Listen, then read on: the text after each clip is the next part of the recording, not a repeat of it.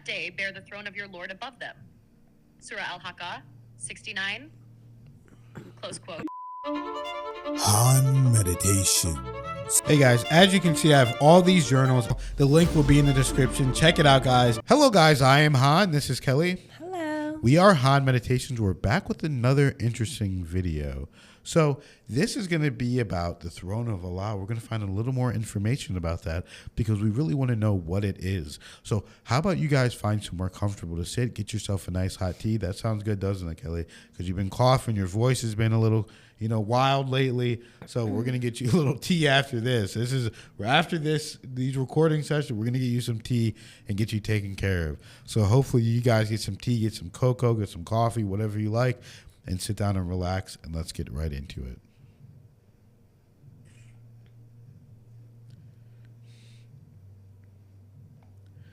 Hello, ChatGPT. Now, we did a video where we were talking about and learning a little bit about the throne of Allah. And it was said that one of the angels that is carrying the throne of Allah, you could fly 700 years from his ear to his shoulder.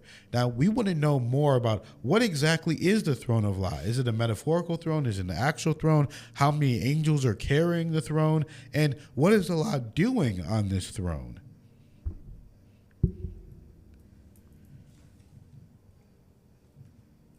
This is a profound and fascinating topic, and it highlights the majesty and transcendence of Allah in Islamic theology.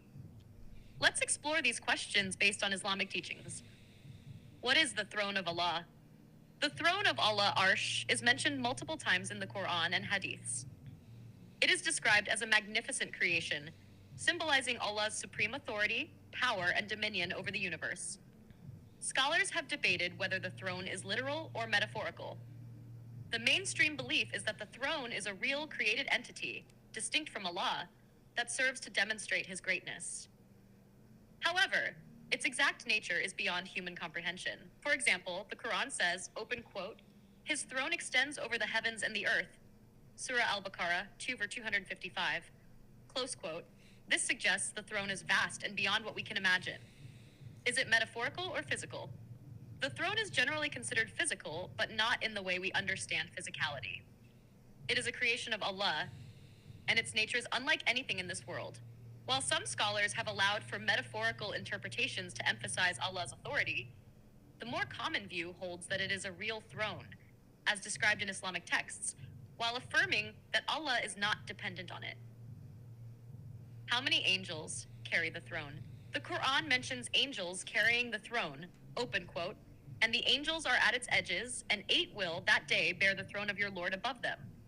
Surah Al-Haqqa 69, close quote. From this verse, it is understood that 8 angels will carry the throne on the day of judgment. In some hadiths, the current number of angels carrying the throne is described as 4, but this will increase to 8 on the day of judgment. Regarding their size, a hadith describes one of these angels, open quote, the distance between the lobe of his ear and his shoulder is a journey of 700 years. Abu Dawood, authenticated by Al-Albani, close quote, this signifies their immense size and the grandeur of the throne. What is Allah doing on the throne? Allah's relationship with the throne is described with the term istawa in the Quran, open quote. The Most Merciful established himself over the throne. Surah Taha 25, close quote, the word istawa has been the subject of much scholarly discussion. Mainstream Islamic belief is that this does not imply a physical sitting or location for Allah, as he is not confined by space or time. Instead, istawa signifies Allah's authority, control, and sovereignty over creation. As humans, we cannot fully comprehend the nature of Allah or his throne. Scholars caution against overanalyzing such matters, as the focus should remain on affirming Allah's greatness and his unique attributes. Does this answer bring clarity? Would you like to delve deeper into any part of it? Wow. What'd you think about that, Kelly? Yeah, I think it's pretty. I mean, it does say it's a real throne, so that's interesting. Well, it said that some say it is metaphorical, some say that it is real. I think I don't know, is it from the Hadith or described in the Quran? Because it said, let me find out real quick. Really quickly, Is the throne described in hadiths or is it described in the Quran itself? The throne of Allah Arsh is described in both the Quran and the Hadith. In the Quran, the Arsh is mentioned explicitly multiple times, highlighting its greatness and Allah's authority over it. For example, 1 Surah Al-Baqarah, 2:55, open quote, "His throne extends over the heavens and the earth." This verse emphasizes the vastness of the throne, close quote. 2 Surah Taha, 25, open quote. Okay. So it is over both. It is covered in the Quran and the Hadith. And what it is basically saying is it's just emphasizing the authority of Allah, essentially. Yeah. That's pretty aligned with what I was kind of theorizing, that it essentially, because, you know, you think of a throne, right? What goes on a throne? Royalty, rulers. And so that's kind of what I was thinking, something that really truly represents God, and as it described, the authority, the control, and sovereignty, which is very aligned with what you would think a symbolic throne would represent. But I think it's curious that there's 4 angels to carry it, but on Judgment Day, there will be 8. Mm-hmm. I'm actually wondering, like, why that is. I'm curious about that now. Yeah, that is interesting how it goes from 4 to 8 Double. on Judgment Day.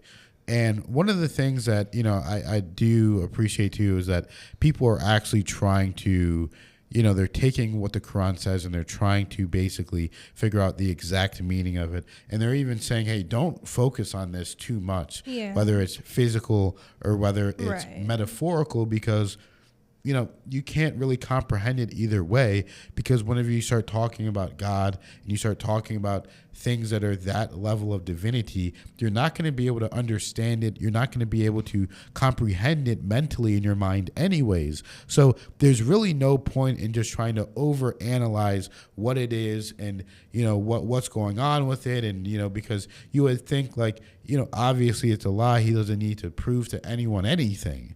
So but it's just a kind of, you know, humans need to understand.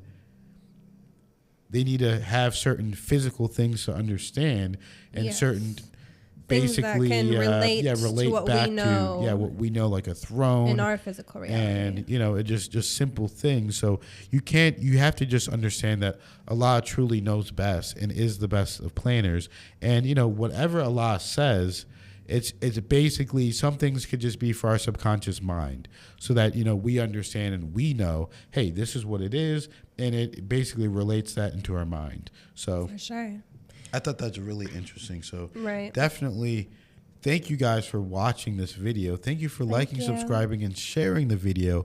And we appreciate you guys so much. Thank you for all the donations, even if it's 1 penny, 1 cent, $100, $50, whatever it is. It's your hard-earned money, and we appreciate it. And it lets us know that we're on the right path, and we truly need it more than you realize. So thank you guys so much for being here with us, and we'll see you in the next video.